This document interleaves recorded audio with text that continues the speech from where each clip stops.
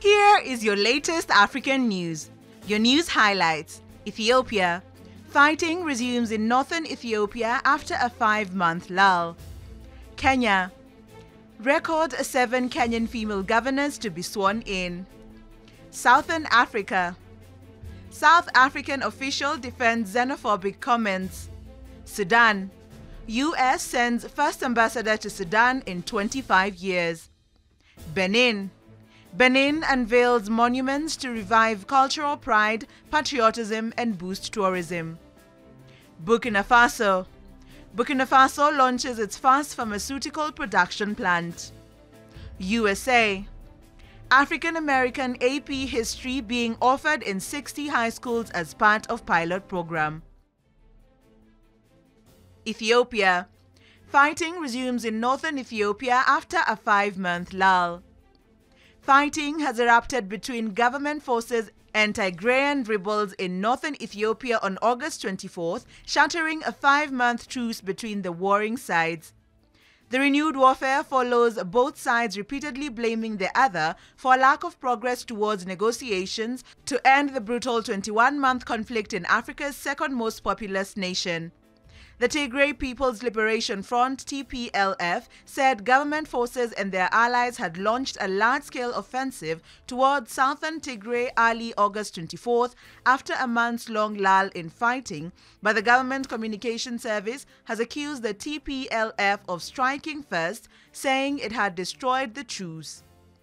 The March truce paused fighting in a war that first began in November 2020, allowing a resumption of international aid to war-stricken Tigray after a 3-month break. Prime Minister Abiy Ahmed's government and the TPLF have been locked in a war of words in recent weeks, even as both sides have raised the prospect of peace talks. The two sides disagree on who should lead negotiations, and the TPLF also insists basic services must be restored to Tigray's 6 million people before dialogue can begin. Kenya. Record 7 Kenyan female governors to be sworn in. A record 7 female governors got sworn in on August 24th in Kenya following the recent elections in which a total of 45 regional governors were elected. The vote has ushered in a new wave of female leaders. Previously, there were only 3 women holding these influential positions. Governors are in charge of huge budgets and are expected to spearhead development in their counties. More than 20 female candidates had vied for the gubernatorial posts. Despite women making up nearly half of registered voters, very few female leaders hold elective positions. South Africa. South African officials defend xenophobic comments. A South African provincial official has defended her comments that have blamed immigrant patients from Zimbabwe for burdening the country's public health system. The comments came to light after a video surfaced on social media of Health Minister Fofi Ramatuba chastising a Zimbabwean patient scheduled for surgery. In her defense, the minister said it was her responsibility to stand up for South Africans who depend on the public health system. The minister said long queues for surgeries were delaying service for poor South Africans. The Zimbabwean patient was scheduled for surgery after reportedly being involved in an accident hundreds of miles away in her country's capital, Harare. Sudan. U.S. sends first ambassador to Sudan in 25 years. The first American ambassador to Sudan to be appointed in 25 years has arrived in Khartoum.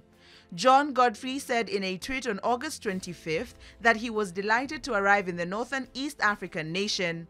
Godfrey was confirmed by the U.S. Senate as ambassador to Sudan last month.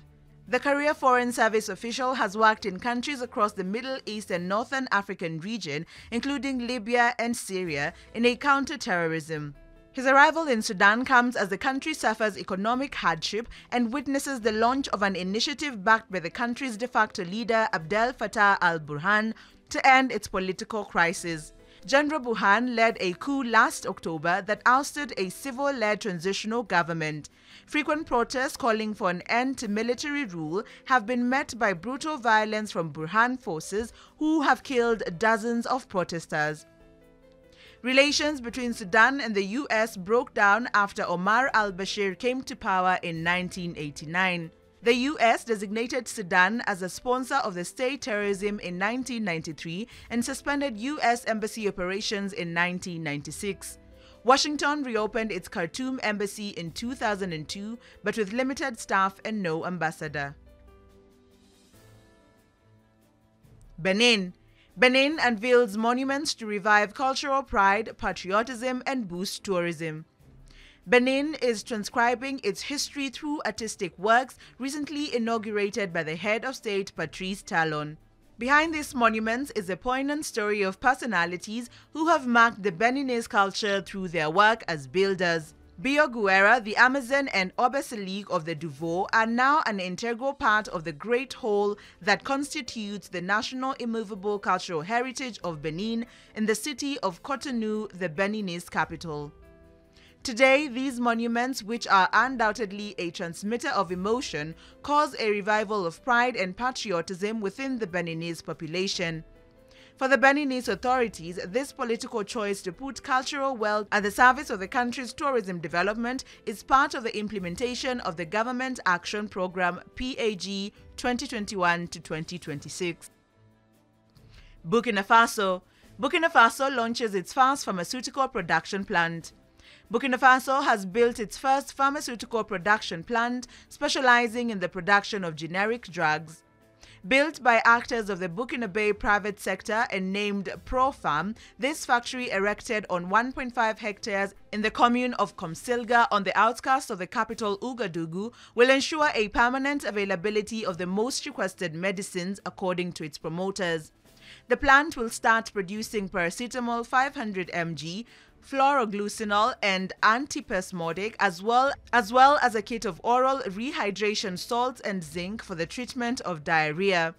According to Managing Director Amal Koife, the factory is currently finalizing the last step, the inspection of the National Agency for Pharmaceutical Regulation on the batches produced in order to obtain the marketing authorizations in the coming months. USA. African American AP History being offered in 60 high schools as part of pilot program. A new pilot program has been introduced for 60 high schools to implement an advanced placement course in African American Studies. The College Board, the not-for-profit association behind America's AP courses, introduced the program, which is expected to add more schools to the roster in the pilot's second year. According to Education Week, the historic launch was a collaboration between the College Board, academic and cultural institutions, and African American communities on the local and national level. Students will have access to the benefits of college-level coursework by excelling through the key connection to the African diaspora, and will be the largest and most accessible high school course in the discipline, according to EdWeek.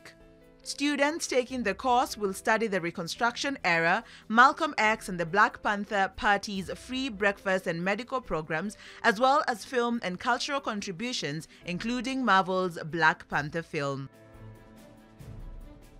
Thanks for watching. Please subscribe, follow, share, and like our video. It's the best way of supporting us. And remember, Africa is watching.